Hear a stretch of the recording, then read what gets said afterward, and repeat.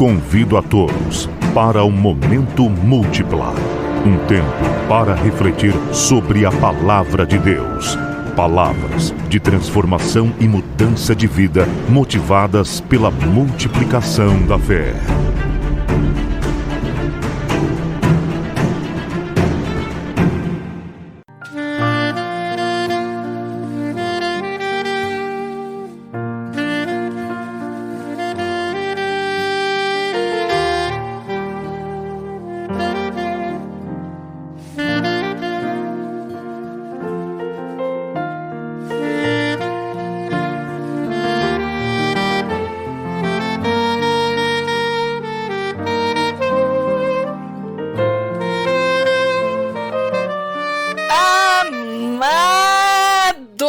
Nós chegamos no multiplicação da palavra de Deus. Amados, hoje eu decidi abrir o múltipla para o pastor Isaías. A hora que eu estava orando, eu ia fazer a palavra, Deus falou assim, peraí, nós temos um homem de Deus aqui. Nós temos alguém que pode passar uma mensagem numa visão diferente. E, gente, é isso que eu quero entregar para vocês, pão novo. Sabe o que é pão novo? Não aquele pãozinho velhinho amassado, é um pão novo. Pão novo.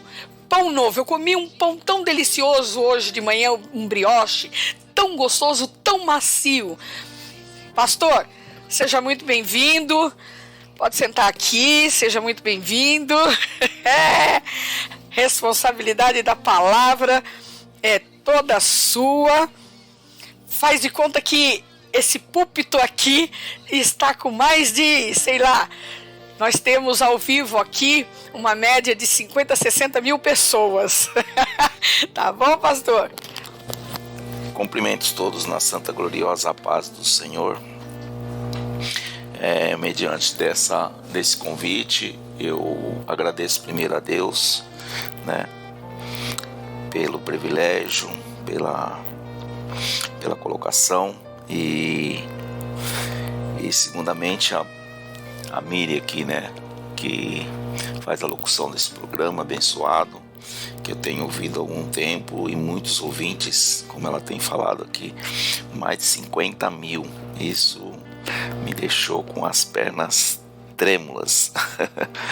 E muitas das vezes, diante de uma igreja, às vezes a gente pensa que tem bastante gente, mas você está ali interagindo com todos, e no rádio agora é a primeira vez, Então, confesso que estou trêmulo mesmo, e é o tremor, o tremor da palavra de Deus, E quero agradecer muito, muito mesmo pelo privilégio, por esse convite abençoado, por essa confiança também, porque não é à toa, deixar uma responsabilidade dessa na mão às vezes, de pessoas que às vezes não conhecem direito, Então eu fico muito agradecido mesmo pela pastora Miriam aqui, e que Deus abençoe grandemente, e para que ela venha prosperar. E os ouvintes aí que estão ouvindo agora, vou pedir que empreste os seus ouvidos pelo menos alguns minutos, que o tempo aqui é curtíssimo mesmo. Então vou só mesmo pincelar algum versículo aqui para trazer uma saudação mesmo. É só uma saudação, como diz muitas das vezes, só um beijinho na flor, E quem quiser abrir a Bíblia aí, trago em Marcos 10, versículo 51, que ele fala apenas assim: e Jesus falando disse-lhes: que queres que eu te faça? E o cego lhe disse: mestre, que eu tenha vista. Amém? Muitas das vezes esse versículo, não vou ler aqui o texto todo, a passagem toda, porque não dá tempo, E o cego, ele fala que Jesus, ele vinha entrando na cidade de Jericó e se deparava com um cego sentado à beira do caminho, né? E diante de Jesus uma grande multidão. Mas o cego ouviu um grande barulho, porque o cego ele não escuta, ele não enxerga, mas ele escuta perfeitamente, né? E ele escutou um grande barulho e ele perguntou o que está acontecendo, o que está havendo todo esse barulho, né? E ouvindo, falaram para ele, ouvindo que era Jesus de Nazaré, começou a clamar e dizer que Jesus, filho de Davi, tenha misericórdia de mim. E muitos repreendiam ali naquele momento, porque ele clamava em voz alta. Então aqueles que estavam muito próximos dele repreendiam, porque falavam que incomodava ele com os gritos, com o clamor que era muito alto, né? Mas como que Jesus é onipresente, onipotente, onisciente, ele está em todo lugar, ele tem todo o poder, ele escuta você, tanto você estando aqui como você estando lá no Japão. Ele pode escutar o seu clamor, ele pode escutar o seu grito de misericórdia, né? Seja lá qual for o desejo do teu coração nesta manhã, que ele vai te escutar se você clamar diante dele, diante das suas dificuldades, diante das suas adversidades. Se você clamar, ele vai te escutar, esteja onde estiver, não seja qual for a sua posição, ele vai te escutar e ele vai te atender, né? Mas diante dessa situação, quando ele clamava, disse que parando, disse-lhe que Jesus falou: tenha-te bom ânimo, levanta-te, que ele te chama. Então aqueles que impediam ele para que ele não clamasse, teve que obedecer a voz do mestre, porque Jesus pegou e falou: tragam ele até aqui. Aí eles tiveram, mediante aquela situação, tiveram que obedecer, que Jesus estava chamando ele e precisava que ele seria levado até lá diante de Jesus, né? E um ponto mais importante aqui que eu achei foi que quando ele foi conduzido, né, ali, porque ele, no caso ele foi conduzido por aqueles que estavam entendendo impedir ele a clamar, a gritar, porque estava incomodando. Mas diante dessa situação que ele foi conduzido para Jesus, ele lançou a sua capa. Ele lançou, porque antigamente o cego usava uma capa para ser identificado que era cego. Não era essa bengalinha que hoje todos usam, né? Aqueles cegos que usam hoje para ser identificado que é um cego. Eles usavam uma capa preta sobre os ombros. E ele, quando ele viu que Jesus estava chamando ele, ele lançou essa capa longe. Por que que ele lançou essa capa? Porque ele já sabia que ele ia receber a bênção que ele estava clamando, né? Agora, o ponto mais importante que me chama muita atenção nessa passagem é que quando ele deparou de frente com Jesus, e Jesus perguntou para ele: o que queres que eu te faça? Que esse é o versículo chave, versículo 51. Ele fala: e Jesus falando disse-lhes: que queres que eu te faça? E o cego lhe disse: mestre, que eu tenha visto. Dois pontos também positivos, que quando todos estavam falando para ele que era Jesus de Nazaré que estava passando, ele não clamou como Jesus de Nazaré, ele clamou como filho de Davi: tenha misericórdia de mim, né? Então ele foi lá na descendência de Jesus, ele foi buscar lá no profundo, lá atrás, lá nos familiares de Jesus. Então Jesus, às vezes não, né? Com certeza, reconheceu que alguém estava clamando e conhecia ele profundamente, sabia que ele era capaz de dar o milagre para ele que ele precisava. Aí Jesus, deparando de frente com ele, perguntou para ele: o que queres que eu te faça? Muitas das vezes eu li esse versículo e eu falei assim, acho que o cego teve vontade de dar um cascudo em Jesus, né? Porque falar, o que queres que eu te faça? Né? Diante de uma dificuldade, ele é cego. Então Jesus sabia o que ele precisava. Muitas das vezes Jesus sabe o que a gente precisa, mas nós temos que clamar, expor diante de Deus, né, as nossas dificuldades, as nossas diversidades, para que ele venha atender o nosso clamor. Então ele estava diante de Jesus e sabia o que precisava, e ele também poderia ali diante do homem que tudo pode, ele podia chegar e falar assim: não, agora eu estou diante do aquele que tudo pode, eu vou pedir tudo de bom agora, vou pedir casa, vou pedir riqueza, vou pedir tudo. Mas não adiantava ele pedir tudo isso, porque disse que tem uma passagem que fala assim, que quando nós buscamos em primeiro lugar o reino dos céus, as demais coisas serão acrescentadas. Então o que ele precisava de ver naquele momento, o que ele precisava de ter naquele momento, era apenas as vistas de volta dele.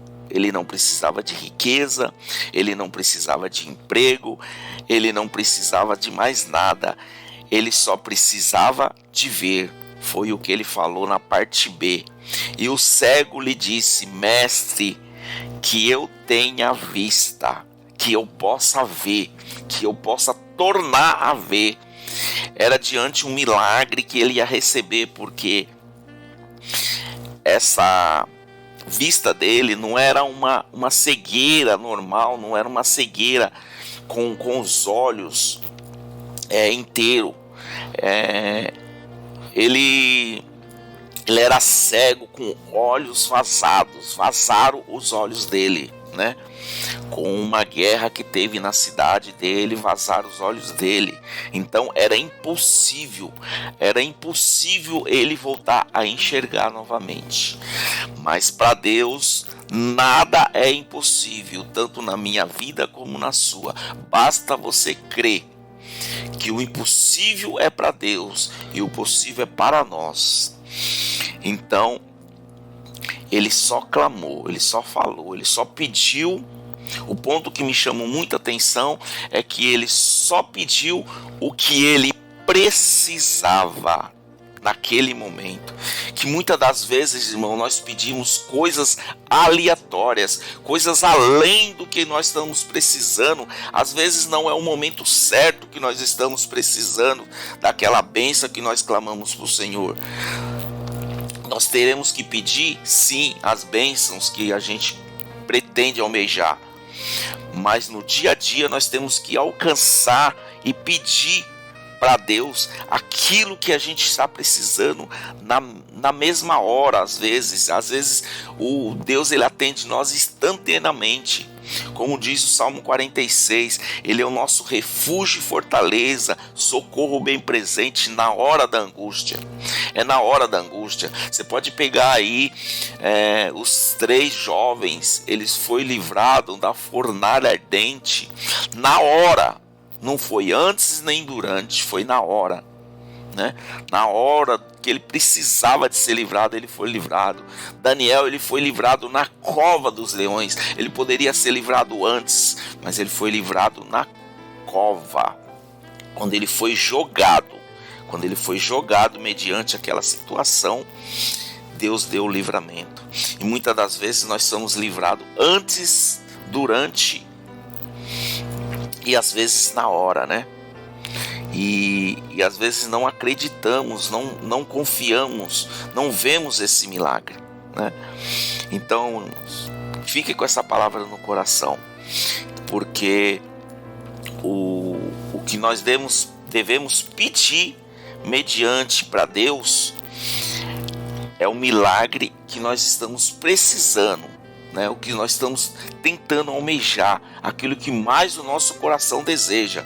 Pega um outro exemplo de Isaías, lá no capítulo 38, do rei Ezequias, que quando ele clamou, né, ele estava num leito de morte já para morrer, e Isaías foi entregar uma profecia de mal para ele, falar que ele ia morrer mesmo e não tinha jeito, né?